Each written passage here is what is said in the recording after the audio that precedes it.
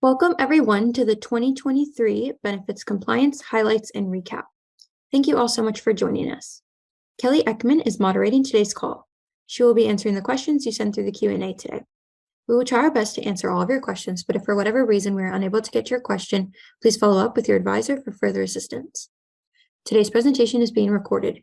We will be sharing the recording in the follow-up email and on the NFP website. If there are any portions of this call that you missed, by Monday, you will receive an email with a link to the full recording. The PowerPoint slides used during this presentation will be shared in the same email. At this time, I'd like to turn it over to Kelly Ekman, Vice President of Benefits Compliance at NFP. Kelly, the floor is yours. All right. Thanks, Amber, and welcome everyone to our December Get Wise Wednesday live.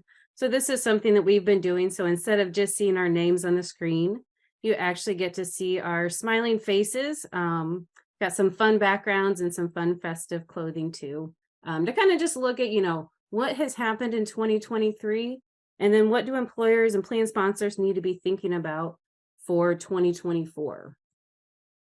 So again, like we always say, just remember that the information we're covering today, this is for general guidance purposes only. So this is not tax advice. This is not legal advice. If you do have those questions, you need to bring those to your own benefits counsel, and the information is current as of today. Here's another look at our lovely benefits compliance team. We're spread through the country, but we're all working behind the scenes to kind of answer questions for you, and you'll be getting a glimpse at everybody today in our presentation. So here are some of the topics we're going to cover. Again, it looks like a pretty packed agenda. We're really just going to be taking kind of a high-level look at these various topics. So again, what has happened in 2023, and then what do you as the employer need to be thinking about for 2024? So we're going to look at, some upcoming ACA updates. We're going to look at mental health parity, state law trends. I know a favorite topic of many employers. We'll look at surprise billing and transparency and coverage rules, and then just kind of miscellaneous health and welfare compliance issues to think about. And then we're going to kind of end with retirement and secure updates. And then what does the political landscape look like for 2024? And so as we go on today, we're going to have each person from the team kind of take you through these. Again, like Amber said, if you have questions, please send those through the Q&A. Just understand that we really are just taking a high-level overview of these topics. So we may not be able to get into kind of the weeds of some of those questions, but certainly we can try to point you to resources that we currently have in place to help out with those. So I'm going to hand this over to Patrick. He's going to talk us through some ACA updates to look forward to in 2024. Patrick, take it away. Thank you, Kelly. We're going to be touching on two developments in the ACA world this year. We're going to be talking a little bit about electronic filing requirements, and then we're going to talk about the Braidwood case. First up is the electronic filing requirements. Now, as many of you know, for returns that were required to be filed on or before the end of this year, applicable large employers who filed at least 250 returns under Section 6056 had to file them electronically. And of course, small employers who sponsored self-insured plans or could file those plans via paper, since they only had to report under Section 6055 with Form 1095B. However, starting in a few weeks in 2024, employers that file 10 or more returns of any type to the IRS in a calendar year must do so electronically, and this means nearly everybody. Employers can use third-party vendors to file these on their behalf, although the employers will remain liable for any reporting failures. Small self-insured employers wishing to use a third-party vendor for those 1095B forms should contact the vendor as soon as possible to ensure that the vendor is equipped to handle the electronic filing for those forms. Now, as far as getting these forms out to employees, employers can send those statements via first-class mail to the recipient's last known address, but they can also be included with the same mailing as the Form W-2 when you distribute those to employees. Employers can also distribute those statements electronically, provided that the delivery follows the good old Department of Labor's electronic disclosure safe harbor guidelines, or the employee consents to electronic delivery. All right, next slide, please, Kelly. And we'll talk a little bit about the Braidwood case. This is a case that was brought in Texas by plaintiffs who sued the federal government, then asserting that the ACA's requirement for private insurance plans to cover preventive care services without cost was unconstitutional. They argue specifically that members of the committees that are assigned the task of determining which preventive care services are covered by this ACA mandate, that those members of those committees were chosen in violation of the Constitution. They also argued that there is one particular preventive service covered by the mandate, which is the PrEP medications for HIV prevention, violated their religious rights. And in March of this year, the North Texas Federal District Court agreed with the plaintiffs, at least in part. They said that one of those committees, the U.S. Preventive Services Task Force, was chosen in a manner that violated the Constitution. And so any preventive care services recommended by that committee that was subject to the preventive care mandate would no longer be covered by the mandate. In addition, the court agreed that the PrEP medications for HIV prevention violated the plaintiff's religious rights. Now, as you can imagine, this case has been appealed to the Fifth Circuit Court of Appeals, and the Fifth Circuit issued a stay on the lower court's ruling, which means that, at least as of now, the ACA's preventive care mandate is still in effect, at least until such time as the appeals court makes some sort of ruling on it. Now, if the appellate court and ultimately the Supreme Court agree with the district court, then group health plans may not be required to provide certain preventive care services at no cost. And of course, this would have an immediate impact on healthcare costs. Now, the requirement is still in place, and the federal government is encouraging plans to continue covering these costs, even if it's no longer required under the mandate. But at a minimum, the case does create some uncertainty about the status of this particular cornerstone of the ACA. All right. Thanks, Patrick, for taking us through those updates, and definitely will be interesting to see what happens with the Braidwood case as we head into 2024. Now we're going to switch gears and we're going to look at some new mental health parity guidance, and Sarah's going to take us through that today. Yeah, thanks, Kelly. So just a quick recap on MAPIA, kind of set the stage here.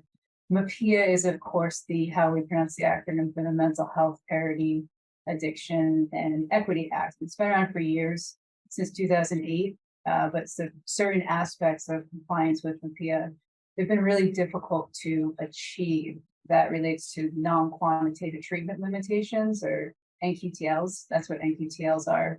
Things like coverage exclusions, prior authorizations, medical necessity guidelines, really any coverage limitations that can't be quantified and easily compared, like cost sharing or visit limits. Those are quantitative treatment limitations. Those are the ones that can be easily compared. So there's been this issue with complying on the non-quantitative treatment limitation, the NQTLs, and under the Consolidated Appropriations Act of 2021, they introduced this new NQTL comparative analysis requirement. So that's where plans and insurers, they have to document NQTL compliance, and it's been in effect since February 2021. Basically, the plan needs to demonstrate that any NQTL on the mental health side is not more restrictive than a comparable NQTL on the medical side. And there's no requirement to routinely submit a comparative analysis like annually, like we have for many other benefits compliance laws. But plans and insurers need to have it on hand to quickly reply to requests from an agency or a participant or beneficiary. I think that's very important to remember, that participants and beneficiaries can request these as well, and they need to be provided within 30 days or face penalties. So over the past several years, MAPIA enforcement has been clearly identified as a priority for the DOL. So that's sort of setting the stage. We can go to the next slide and talk about what happened this year.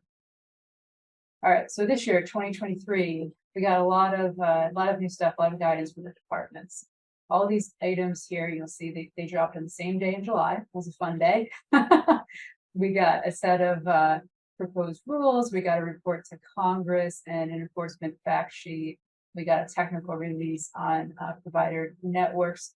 The overall theme from the departments was on improving access, right? The departments see NQTLs as barriers to mental health treatment, and they think that if the impermissible NQTLs are removed, then access to mental health treatment will improve. Some of these items were very detailed. The proposed rules alone were hundreds of pages. So, as Kelly noted at the top of the call, we can only do a quick overview here today, but we have links there to all of our compliance warrant articles with a bit more detail. So I encourage you all to check that out. So first, the proposed rules, if they're finalized, they're going to be in effect for the 2025 plan year. A few highlights. In large part, the proposed rules map out this really complicated route, hence the image of the maze there. This complicated route to justify an NQTL and mental health benefits. Along with that, they introduced this bypass option for NQTLs based on what the departments refer to as independent professional medical or clinical standards or standards related to fraud, waste, and abuse. Unfortunately, they didn't identify what those standards are. In the proposed rules, hopefully we'll get more information on them. The other component of the proposed rules was to add this meaningful benefits requirement. So that means that a plan needs to provide a full range of treatments for mental health conditions. And a couple of examples the departments provided would be it would be a problem to exclude, say, applied behavioral analysis therapy for autism or nutritional counseling for eating disorders, because those are primary treatments for these conditions. So if those services were excluded, the plan would not be providing meaningful benefits. One last highlight on the proposed rules was this new requirement for a named ERISA plan fiduciary to actually sign off on the comparative analysis. So this is pretty significant considering we don't have a clear model of what a sufficient comparative analysis looks like. And it really feels like an untenable position for plan sponsors. So hopefully we'll get a bit more guidance or maybe even some relief on that before the proposed rules are finalized. The next items that we got kind of tied together, the report to Congress and the enforcement fact sheet. So they outlined some enforcement stats and summarized the enforcement action that the departments took in the previous year. They identified common failures, many of which were the same in the previous report from January 2022. But overall, that has to do with a lack of required detail in the analysis. The report also describes certain corrective actions taken by the plan. So like removing the NQTL or limiting the scope of its application to mental health benefits, adding certain excluded mental health benefits, requiring the plan to go back and pay claims that were wrongfully denied because of the NQTL, and then also working with the plan to submit a complete and sufficiently detailed comparative analysis. So that brings us to the last MPIA item that we got in July, which is the technical release on network adequacy. Again, this is all about access, how to improve mental health provider networks. So the technical release describes provider network data that departments may require plans and insurers to collect in order to demonstrate compliance. And the departments requested feedback on that. They also referred to a potential enforcement safe harbor for plans to satisfy those network standards, but that will be, hopefully determined in future guidance. So then quickly looking ahead to 2024, MAPIA is going to continue to be a priority for the DOL. We do expect that these proposed rules will be finalized. We don't know what adjustments will be made, but they will likely be finalized in 2024. I think we can also expect increased requests for the comparative analysis from participants, because while the DOL's resources may be limited, there are many participants and beneficiaries who are getting their claims denied and getting a comparative analysis, which they have a right to, can help support their litigation on denied mental health claims, right? So with the comparative analysis, it would likely be easier to recognize some parity problem and make that case. So plans need to have a comparative analysis on hand. For a fully insured plan, the insurer is going to be directly responsible. For a self-insured plan, as plan sponsor, you want to request that comparative analysis from TPA. But in a self-insured plan, you're ultimately responsible for the compliance of the comparative analysis requirement. So there's a need to not only request and receive that analysis from the TPA, but to really review it critically. Is it sufficient in detail? Are there any red flags in the plan? Red flags being like those additional limitations, exclusions on the mental health side, lower reimbursement rates, provider network barriers, that sort of thing. The DOL also has a self-compliance tool that could be useful for this, but it was last updated in 2020 before the comparative analysis requirement was introduced. So it would be nice in 2024 to get a new self-compliance tool as well. And then, I'd say it last on my wish list for 2024, and I think I wished for this last year and didn't get it, would be an actual passing comparative analysis model, right? What does that look like? A standard for plans to follow. That would be nice in 2024. All right, thanks, Sarah. I like your wish list. So hopefully some of those come true, and I can assure you employers, you will be hearing from us on this topic in 2024, one way or the other, but hopefully with some good and useful news. So thank you, Sarah. So next we're going to look at another kind of a hot topic that I think employers are always wanting to hear more from us on, and that is some of these various state law trends that we see, and Yoko is going to cover that for us today. Great. Thank you, Kelly. So for the state section, we're going to go over first PFML. It's also called paid family medical leave. That includes disability insurance and PFL. And next, we're going to talk about various state level reporting requirements and touch on the commuter benefits. So the first off, very important topic nowadays, more and more states are implementing their own version of state PFML. As you can see on the map, so the stars in yellow are already in effect, and the stars in red are enacted, but with the future effective dates. So it's a good map. And then also the yellow box, there's a list of states that are need to watch out for. They are enacted their own version of state PFML. Could be some states are only disability insurance, but that's a good like a list for you to check where your employees are. And as you may be aware, this applies to both fully insured and self-insured. And if you have even at least one employee in that state, except for Delaware's PFML, you're subject to that state PFML. So you're subject to poster, collecting premium, understanding the possibility of employee be out for a certain time period. It could be even if you're not subject to PFML. So we're going to talk a little bit of key highlights in the next slide.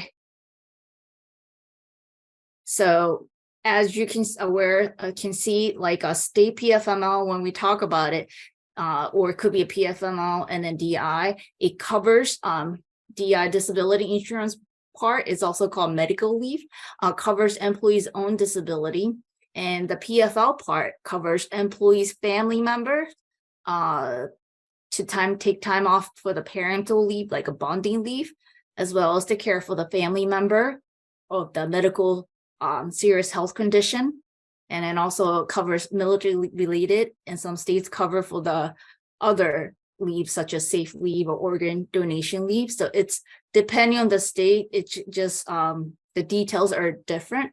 But as you can see, it's very important for employer to create their own leave policy. And if you already have one, like it's a good time to review how that's addressed and how it's being updated.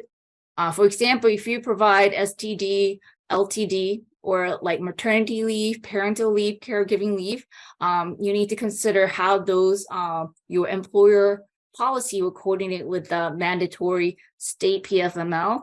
And it's important that unless you want for employees to take extended leave, it's important to write in the leave policy. For example, they run concurrently and how that coordination work.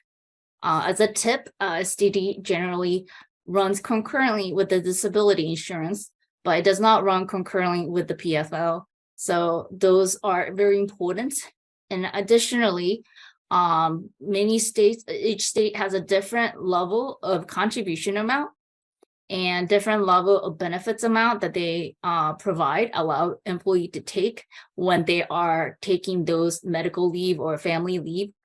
And if you like to make employee salary whole, it's important for you to understand each state's maximum benefit amount, the percentage, so that you know how much to top it off and what will be look like, especially for an employer with multiple employee in the multiple states, because the benefits level is different. So it's a strategy that you may need to discuss internally and discuss with the employment council to come up, update or create a leave policy so that you can fall on to that policy and communicate with the employees. And generally speaking, FMLA runs concurrently with the state PFML, but again, it should be written in the leave policy. And for the PFML, or generally, like, you have an option to participate in the state-based or private option, except for Washington, D.C. So it's also another option, things to consider, whether weigh in and what works best for your organization. So that's another thing to consider. Private plan is usually run with work with the disability carrier. But one thing to note is that unfortunately, because each states approve the private plan independently, there's no one cookie cutter private plan that applies across all states, unfortunately. So if you are an employer with multiple employees, including those employees who work from home, like one person in Colorado and one person in Oregon, majority of them in New York, you have to understand each requirement. And then if you are thinking of private planning, you need to get the approval for specific to each state. So it's a lot to consider, but we're here to support, and we have a lot of resources too. Thank you. And then one thing that I also included in the last bullet was that in addition to PFML, it's slightly out of our scope, but you also need to keep in your mind about the PFML as well as the PTO leave policy as well. And here are the lists, the top of the slide. It has a list of upcoming states that are will be taking place. So Maryland is an important one that will come up first. So if you have an employee, at least one employee in Maryland, they'll be collecting premium from October 1st. And then benefits will kick in from 2026. So Maryland, Minnesota, Delaware. So those are the very important states if you have employees to start learning about it, to talk to the carrier if you're thinking about private plans, and as well as communicating with the employees, how that works with employees. And at this point, majority of the states have announced the 2024 contribution amount and benefits maximum amount. So it's a good time for you to double check how much. Maybe if you are the benefits side, you may need to communicate with your payroll side, your colleague, to really make sure that correct updated 2024 contribution amount is set up with the applicable employee state withholding. Starting from 1/1, and they may need to work with the payroll vendor to update that contribution amount. And as well as the benefits maximum is also important. If you are an employer who top off, in addition to the state PFML, say 80% they pay, and you want to top off 20% to make the employees whole, it's important for you to understand the benefits maximum so that employee will not receive more than 100%. And also, you know how much to supplement as well. And speaking of that, the PFML, one important update is that for California disability insurance PFL, that's also also called SDI is the umbrella of it. Starting from 1/1, they removed the wage cap on the employee contribution amount, and this is paid 100% by the employees. And then previously there was a contribution. So this year, right now, the contribution amount is 0.9% up to the employees' wages, up to the $1,378. But from 2024, that contribution amount will increase to 1.1 without any cap.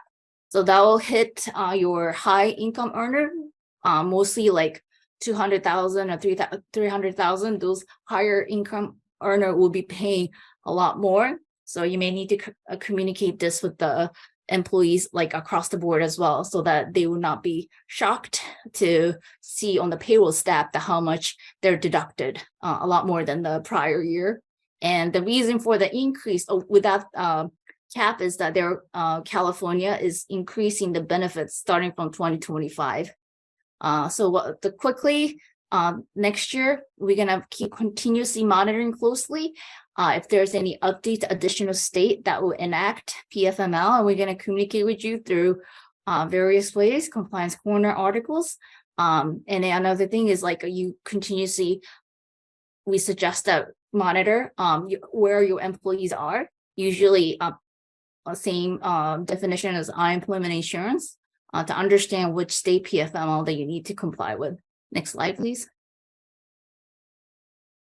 So I'll go quickly. So in addition to, we're talking about PFML, another important requirements for the state is that after the ACA removed the penalty for the individual mandate, some states implemented the individual mandate on the state level. In order to enforce that state, some of those states that enacted their version, they require employers and carriers to submit their reporting so that they know who had coverage in the prior year. So that's called individual mandate reporting. So there is a list there: California, DC, Massachusetts, New Jersey, Rhode Island, and Vermont. There are the states that currently require employers or the carriers to submit the reporting. And then generally, like most of the states, just ask for a copy of 1094, 1095 that are submitted to the IRS for the purpose of employee mandate or MEC 6055 reporting. But Massachusetts, for example, and Rhode Island, they require a specific different form called 1099 HC for Massachusetts. So it's important for employers to understand which form that they need to submit. If you're fully insured plans, some states allow you not to take any action if their carriers are doing it on behalf. So it's important to double check with the carriers that they're doing that on behalf. And so if you're self-insured, if you are self-insured, then likely you have to complete the form or submit the copy of 1095 to the state timely. And in Massachusetts, the first one that will be due in January. Next slide, please. So other reporting requirements is the due date is this Friday for the Massachusetts HERD, Health Insurance Responsibility Disclosure. This only applies to employers who have 6 or more employees within Massachusetts. And that's an online kind of like a fill out form that was, I think, became available in November 15th, and then now due is this Friday. So it's a reminder. And another one interesting like a reporting or disclosure is called Illinois Consumer Coverage Disclosure Act. Supposedly, according to the state, it applies to both fully insured and self-insured. But unfortunately, and for this disclosure, according to the state requirement, you're supposed to distribute this report upon hire annually and upon request. So you're supposed to do this annually. However, we've been monitoring this closely, but 2024 template hasn't been released as of now. So hopefully they'll release that soon so that you can work with the carrier to update your template for 2024. The San Francisco, sorry, the table got a little shifted. The San Francisco Healthcare security ordinance. If you have employee, at least one employee in the city of San Francisco, you're subject to this reporting. And April 30th, the annual reporting. Okay, next slide, please. And the commuter benefits, this is becoming more and more implemented at the city level, or could be, yeah, mostly for the city level. And New Jersey might be the only one that's implemented at the state level, or actually DC at the district level.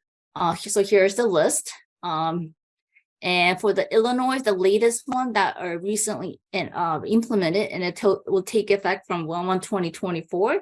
And it does not apply to the whole at the state level, but only to the specified counties and township. We also featured this in our compliance corner article, as well as the publications. So if you like to learn more about the commuter benefits requirement, please let us know, and I will share the copy with you. Just to end with the note, the important thing is you offer coverage, even if the employee may not take it, just to be in compliance. Okay, hand it back to you, Kelly. All right, thanks, Yoko. And yeah, we definitely have a lot of really helpful publications for the topics that Yoko covered, because I know it can be kind of a difficult one, but definitely request those from your consultant or your account team if you're curious for more information on some of those topics that she mentioned. So now we're going to shift over to surprise billing and transparency and coverage rules, and Carol's going to take us through those today. Great, thank you, and welcome everybody. This has been a hot topic, transparency for group health plans over the past few years. We expect that it will continue to be. In fact, the House just passed a measure this week. So there's more to come, but of course, we're all still trying to catch up on the requirements that were based on laws enacted back in 2020. So I thought we could start out by just a quick overview of where we're at in the implementation of the provisions under those laws, and then highlight a few upcoming deadlines and recent updates that you should be aware of. So the first rule is the transparency and coverage final rule that was enacted back in November of 2020. Applies to non-grandfather group health plans. And there's two basic requirements here. The public posting of the machine readable files, now known as MRFs, and also the internet self-service tool requirement, which is really directed at participants so they can compare healthcare costs between different providers. Then on the heels of the transparency and coverage final rule was the enactment of the Consolidated Appropriations Act of 2021. That was in December of 2020. This applies to group health plans. This includes grandfathered plans. And of course, we have two main titles applicable to group health plans. Probably the best known is the No Surprises Act, which prohibits surprise billing for out-of-network emergency services, air ambulance, and certain out-of-network services at in-network facilities. The related independent dispute resolution process. There's also less known, probably, patient protections. This is the ID cards, continuity of care, and then also some reporting requirements. And I mentioned here air ambulance reporting. We don't have a deadline for that yet. We thought it might be earlier this year. The regulators came out and said, no, they will issue guidance first before they set any deadlines, but that's something we should probably look out for in the coming year. The other main title was the transparency title, and this had numerous requirements with varying enforcement dates, including the prohibition against gag clauses in contracts, and we'll be discussing that momentarily. The mental health parity comparative analysis requirement, which Sarah touched on, and the requirements for pharmacy benefit reporting. This is now an annual requirement each June. The next one will be June 3rd of 2024. And it's June 1st normally, but I believe June 1st is a Saturday this year. And then the other ongoing requirements is the service provider compensation disclosures. And this imposes upon the plan sponsor a fiduciary obligation to make sure they receive the disclosure, they review it, they ensure that the service provider's compensation is reasonable, and they document their efforts. The next slide.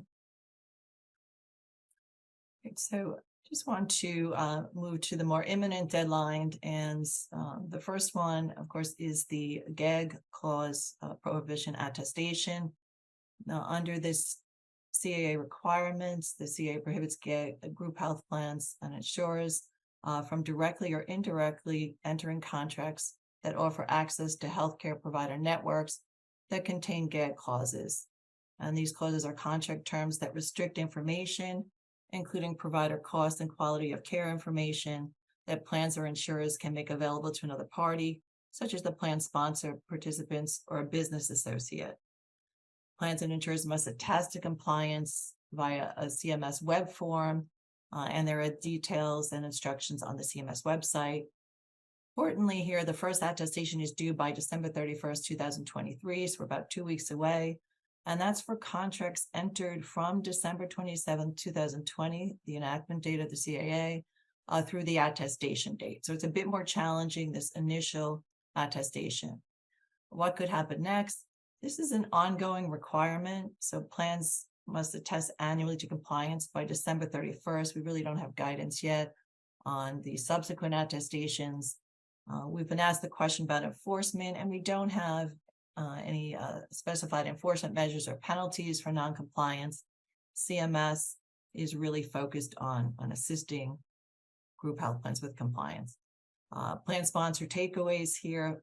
If you haven't done so already, please act now to ensure your group health plan contracts are compliant and that your attestations are timely submitted. For fully insured plans, they can submit the attestation on behalf of the plan. A self-insured plan can enter a written agreement with a service provider to submit the attestation on their behalf, but they're still responsible for the compliance ultimately. Going forward, it's important, this is an ongoing requirement, so it's important as you're entering those contracts to review the contract language and make sure those gag clauses are not included in the contract. You want to address that up front, and it's really to your benefit. You as the plan sponsor want to have access to that cost and quality of care information, the de-identified claims. So you really want to be making sure that this is part of your contract review process. We do have resources, including an employer guide, if you need any assistance. So please ask your consultant for a copy. Next slide. Okay, now moving to the transparency and coverage rule. This is the next imminent deadline.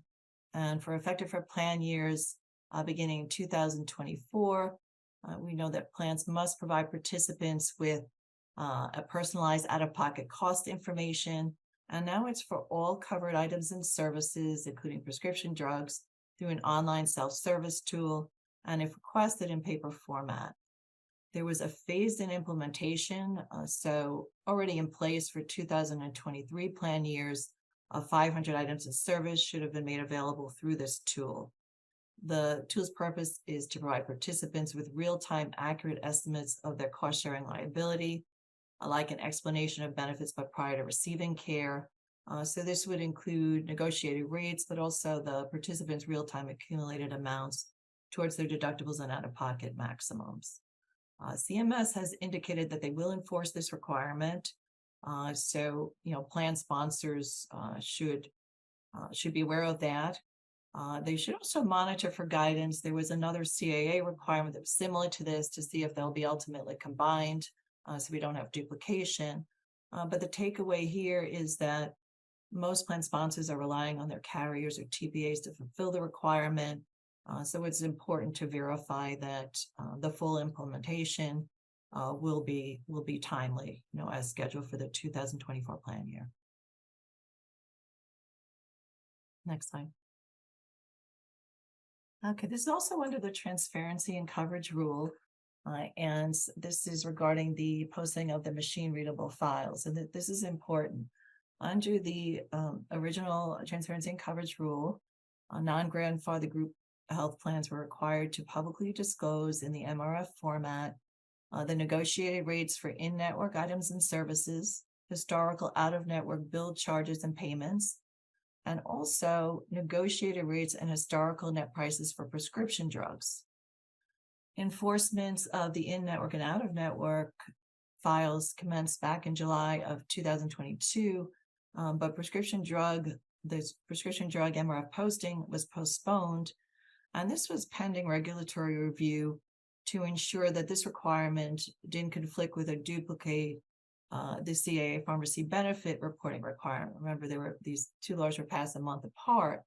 So FAQs were issued back in 2021, explaining that the prescription drug enforcement would be deferred.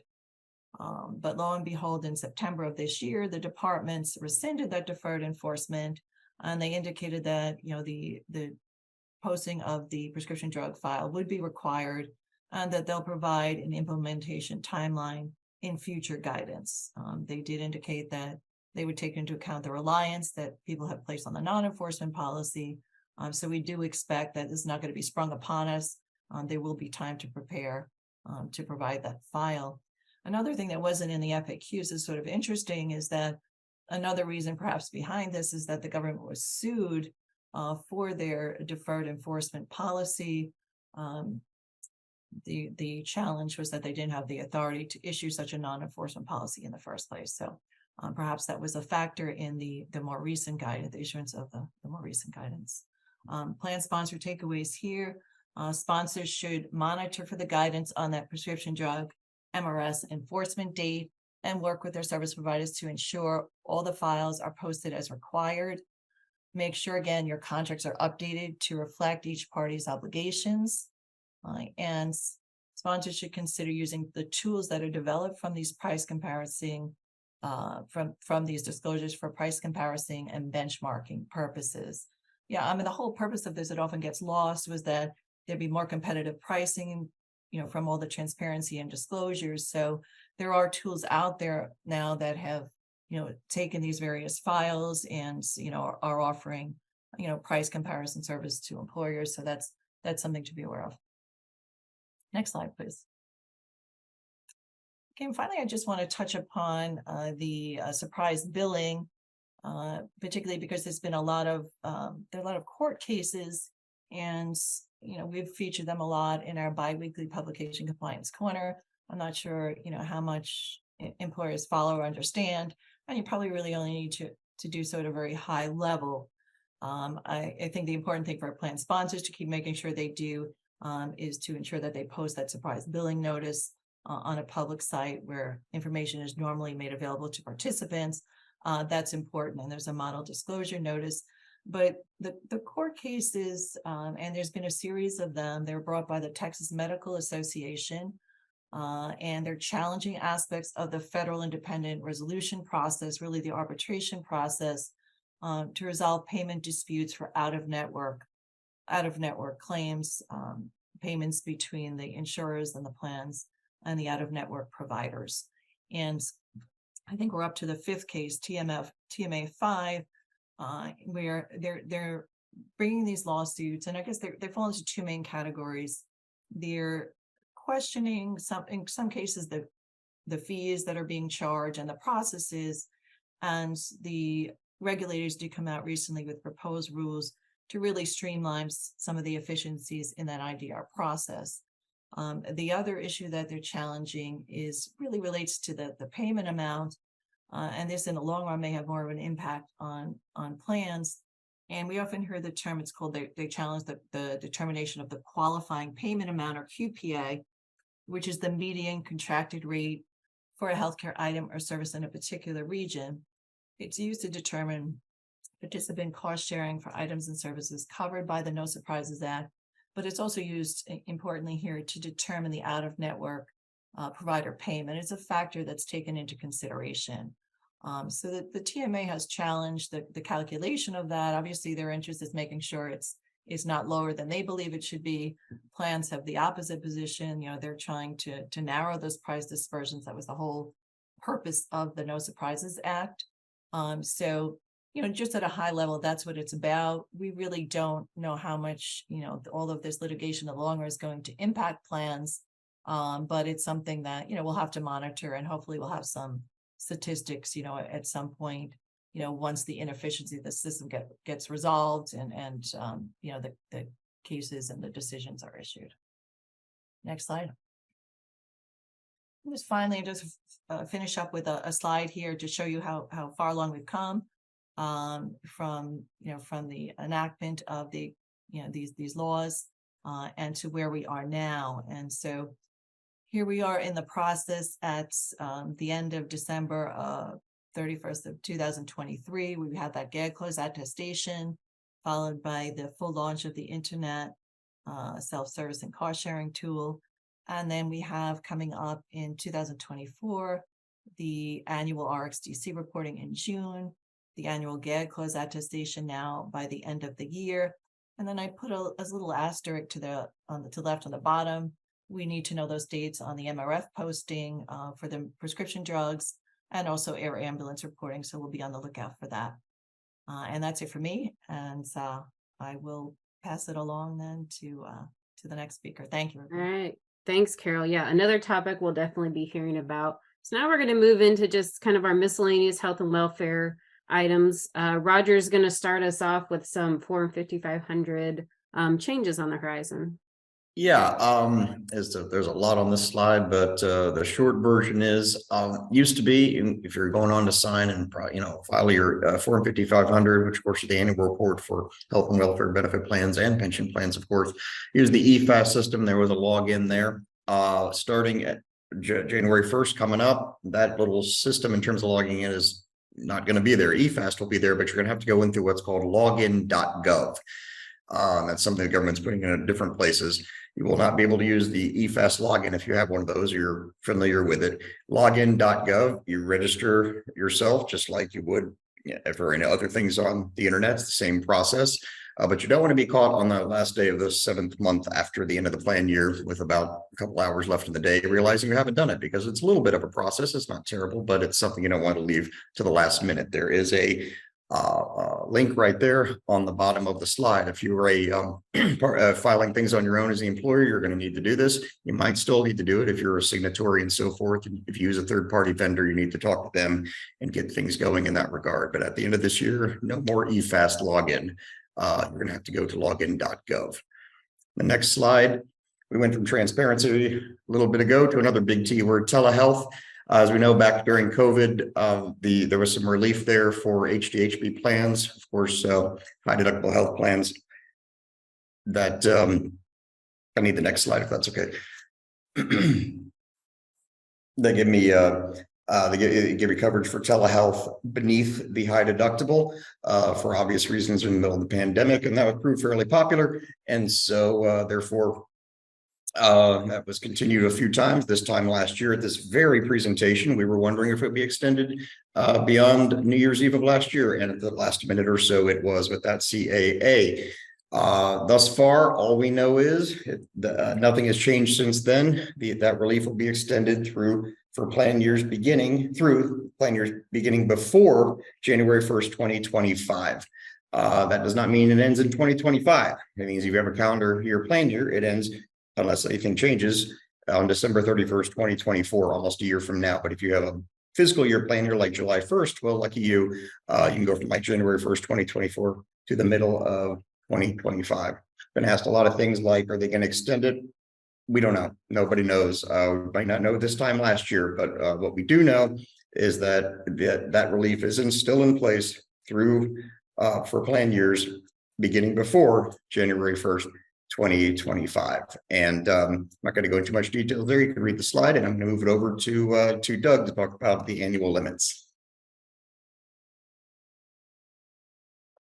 Okay.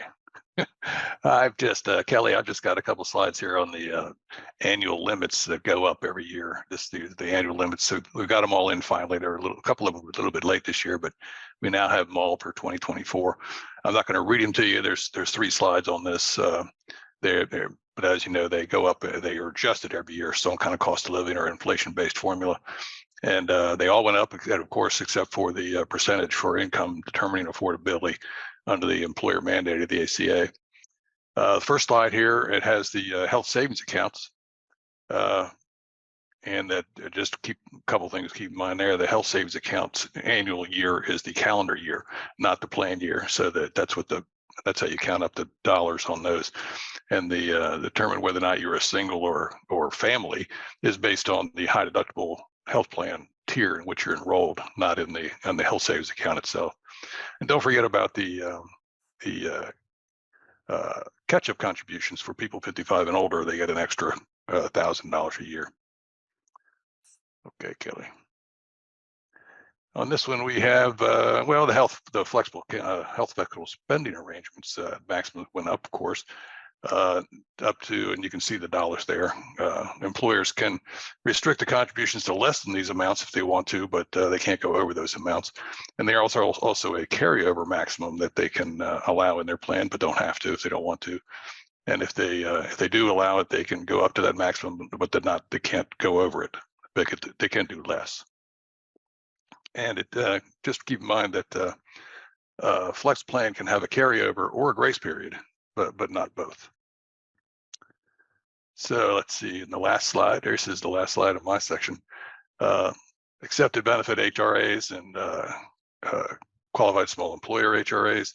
And there at the bottom there, they have the employer mandate penalties for penalty A, the big one, or penalty B, the little one. And there's where the affordability threshold actually went down and has been going down for several years. Now it's at 8.39%. So this chart is pretty handy to have around. I keep a copy of it on my desk. If anybody would like a copy, they should just contact their account team and get a copy of this thing. It'd be really handy. That's it, Kelly. All right. Thanks, Doug, for taking us through those. Now we're going to move over to Beth to talk about some retirement plan updates and Secure 2.0. Thank you, Kelly, and welcome everyone. For those of you who are generally inclined to tell me that I talk too fast, today it's going to be faster, but I am pulling up the rear talking about retirement, and so everything you kind of just heard has to do with health and welfare. We're going to switch gears, and frankly, the biggest story of 2023 as it pertains to retirement was the Secure 2.0 Act. We got that as a part of the Consolidated Appropriations Act of 2023, which is basically the federal budget for this year, and really this was probably the only bipartisan type legislation that we got through very easily, frankly. It basically just builds upon the Secure Act, which I like to call 1.0, which came out for 2019. Next slide. Excuse me. Here is just some of the provisions. There were dozens and dozens of provisions in Secure 2.0, just like there were in Secure 1.0. But I do think that Secure 2.0 did touch on more provisions that are going to directly impact what employers potentially have to do for their plan. Next slide. And so just to kind of include a couple of slides here that you can review later on, I thought it would be good to kind of go through and list out the different provisions and when they apply. You see a lot that were basically became effective this year, right? But we're looking now towards the one, next slide, that become effective for next year. And so I'm going to talk a little bit about the guidance we've received on some of these, as well as what we can look forward to. Next slide. And so just as far as the IRS, they've given us a little bit of guidance, right? And so I think what we were all waiting for was the guidance on Roth contributions for highly compensated employees, right? So Secure 2.0 said that if you are a highly compensated employee, as of what we thought was January 1 of 2024, you would have to basically pay your catch-up contributions on a Roth basis, right? So not getting the tax advantage in that contribution. They didn't come up with guidance quick enough. So they came out and said, look, we're going to kind of delay enforcement of this until January 1 of 2026, which was good because everybody needed that additional time. That guidance also fixed a glitch that was kind of in Secure 2.0 that seemed to get basically make catch-up contributions go away altogether. So it was good that they fixed that.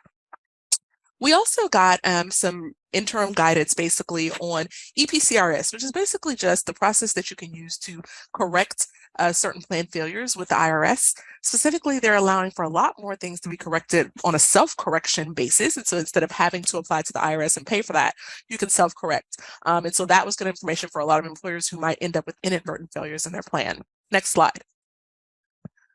IRS Notice 2023-54 was necessary because there were changes to the required minimum distribution that's required, and that was under both Secure Act 1.0 and 2.0. But we did have certain distributions that might have happened kind of before plans were able to even realize that Secure 2.0 was in place, and there might have been distributions that were made in error that were not required. And so the IRS came out and said, look, we're not going to deem any plans to be disqualified if you failed to make or if you made distributions, and those can basically be sent back, and we were waiting for that type of guidance as well. Next slide. And then most recently, we actually got a proposed rule on long-term part-time employees. And that kind of looks forward to about a month from now, when in January 1, 2024, those employees that you have who have worked for you for 3 consecutive years with 500 hours of service have to be eligible to participate in your plan. And January 1, 2024 is the date because although this became effective with Secure 1.0, you did not have to start counting those 3 years until 2021. And so 2021, 22, 23 are now ending. And so you're going to have some part-time people who are now going to be eligible for coverage. The proposed rules went a long way to kind of explain who is a long-term part-time employee and who is not. We have a really good Compliance Corner article on that I would recommend that you read if you'd like more information on that requirement. Next slide. And then as far as some provisions that are going to be coming up in 2024, popular ones have to do with matching contributions on student loan repayments. A lot of employers are looking to see what they can do to help employees with student loans. And so that is one potential option. For employers who want to put in place emergency savings account or allow for employees to make emergency expense distributions from their plan, that's also an option.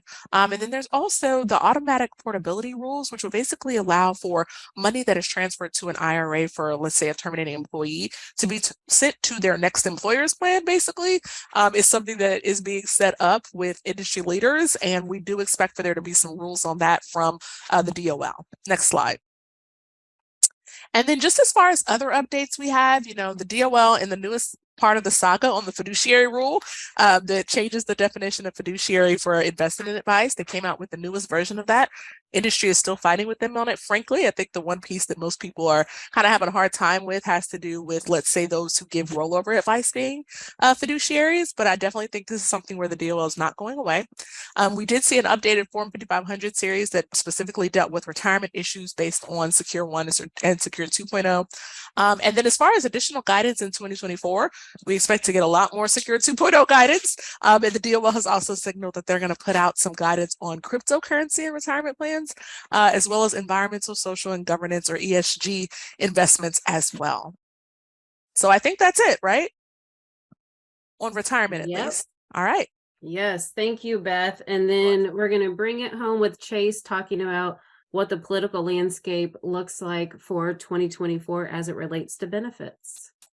Thanks, Kelly. And yeah, for the political landscape, really, we're just kind of talking about how the politics might impact the legislation, right? And what happened in 2023. There was actually not a whole lot of new legislation. We've covered a lot of regulation that occurred. That's regulation is coming from the IRS, DOL, all of that. But from Congress itself, there wasn't a lot of activity in 2023 directly related to health and medical. We did talk a little bit about that telehealth extension that was actually enacted right at the end of 2022, as Roger alluded to, but that was obviously in play in 2023. But for the most part, we've just seen political positioning for 2024. And that's really as we're looking ahead into 2024 on the next slide. Obviously, the 2024 elections are going to make an impact. And even that probably won't impact anything for legislation until 2025, once the winners of that election are seated. So, but just looking quickly at the current makeup of Congress, you can see both are very close as far as Republican versus Democrats, and then vacant seats as well, or independents. And so obviously the elections could swing the House or the Senate one way or the other, with the presidency changing sides from Republican to Democrat or vice versa. You obviously see changes in what gets pushed through Congress. And so a couple of things to look at with HSAs. This seems to be a place where there's common ground. And so we may see some movement there. I included like holiday cocktails and parties that HSAs seem to bring people together.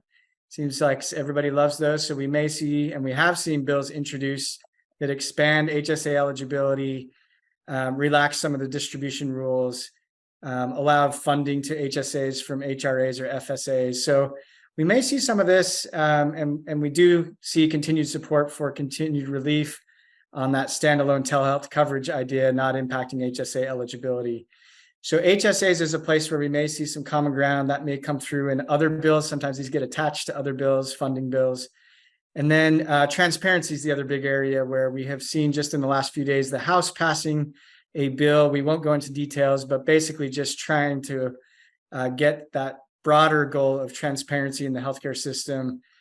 And that may come back to employers mostly through pricing transparency with hospitals and provider networks. So PBMs, that's pharmacy benefit managers, we'll see more on that. And then as far as employer takeaways, just kind of the last slide here, we're at the top of the hour, but for employers on these, obviously you want to pay attention to developments on the legislative front. With the transparency rules, those are really complicated and complex, but I like to think of them as opportunities for employers to make better, more informed, and potentially cost-saving decisions relating to your plan.